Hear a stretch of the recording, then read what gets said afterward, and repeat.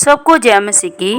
आइए मेरे भाई बहनों, आज हम पहला पत्रस अध्याय 3 पढ़ते हैं। पति और पत्नी। हे पत्नियों, तुम भी अपने पति के अधीन रहो, इसलिए कि यदि इनमें से कोई ऐसे हो जो वचन को न मानते हो, तो भी तुम्हारे भय सहित पवित्र चाल चलन को देखकर बिना वचन के अपनी अपनी पत्नी के चाल चलन के द्वारा खींच जाए। तुम्हारा श्रृंगार दिखावटी न हो, अर्थात बाल गूंथना, सोने के गहने या भांति भांति के कपड़े पहनना, वरन तुम्हारा छिपा हुआ और गुप्त मनुष्य तब नम्रता और मन की दीनता की अविनाशी सजावट से सुसज्जित रहे, क्योंकि परमेश्वर की दृष्टि में इसका मूल्य बड़ा है। पूर्व काल में पवित्र स्त्रियां भी जो परमेश्वर पर आशा रखती थी, अपने आप को इसी रीति से संवारती और अपने अपने पति के अधीन रहती थी, जैसे सारा अब्राहम की आज्ञा में रहती और उसे स्वामी कहती थी। इसी प्रकार तुम भी यदि भलाई करो और किसी प्रकार के भय से भयभीत न हो, तो उसकी बेटियां ठहरोगी।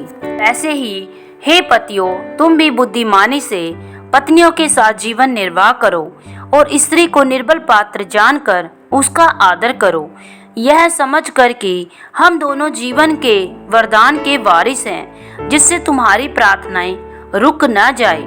भलाई करने के कारण स्ताव। अतः सब के सब एक मन और कृपयामय और भाईचारे की प्रीति रखने वाले और करुणामय और नम्र बनो।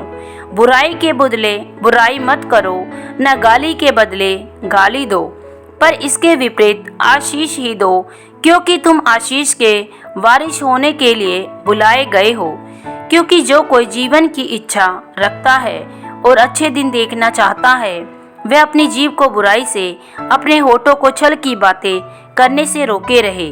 वह बुराई का साथ छोड़े और भलाई ही करे। वह मेल मिलाप को ढूंढे और उसके यत्न में रहे, क्योंकि प्रभु की आंखें धर्मियों पर लगी रहती है और उसके कान उनकी विनती की ओर लगे रहते हैं, परंतु प्रभु बुराई करने वालों के विमुख रहता है। यदि तुम भलाई करने के लिए उत्तेजित रहो, तो तुम्हारी बुराई करने वाला फिर कौन है?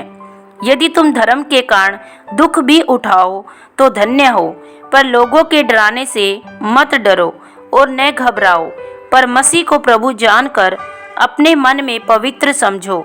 जो कोई तुमसे तुम्हारी आशा के विषय में कुछ पूछे, उसे उत्तर देने के लिए सर्वदा तैयार रहो, पर नम्रता और भय के साथ, और विवेक भी शुद्ध रखो, इसीलिए कि जिन बातों के विषय में तुम्हारी बदनामी होती है, उनके विषय में वे जो मसीह में तुम्हारे अच्छे चाल चलन का अपमान करते हैं लज्जित हो। क्योंकि यदि परमेश्वर की यही इच्छा हो कि तुम भलाई करने के कारण दुख उठाओ, तो यह बुराई करने के कारण दुख उठाने से उत्तम है।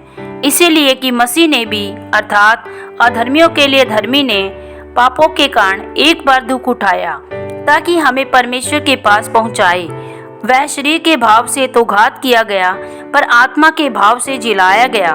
उसी में उसने जाकर कैदी आत्माओं को भी प्रचार किया, जिन्होंने उस बीते समय में आज्ञा न मानी, जब परमेश्वर नूह के दिनों में धीरज धरकर ठहरा रहा और वह जहाज बन रहा था, जिसमें बैठकर थोड़े लोग अर्थात 8 प्राणी पानी के द्वारा बच गए। उसी पानी का दृष्टांत भी अर्थात बपतिस्मा यीशु मसीह के जी उठने के द्वारा अब तुम्हें बचाता है। इससे शरीर के मैल को दूर करने का अर्थ नहीं, परंतु शुद्ध विवेक से परमेश्वर के वश में हो जाने का अर्थ है। वह स्वर्ग पर जाकर परमेश्वर की दाहिनी ओर बैठ गया और स्वर्गदूत और अधिकारी और सामर्थी उसके अधीन किए गए हैं। आमीन। परमेश्वर पिता आप सब लोगों को पत्रस की पत्री सुने जाने और पढ़े जाने पर बहुतायत से आशीष और बरकत दे। सबको जय मसीह की।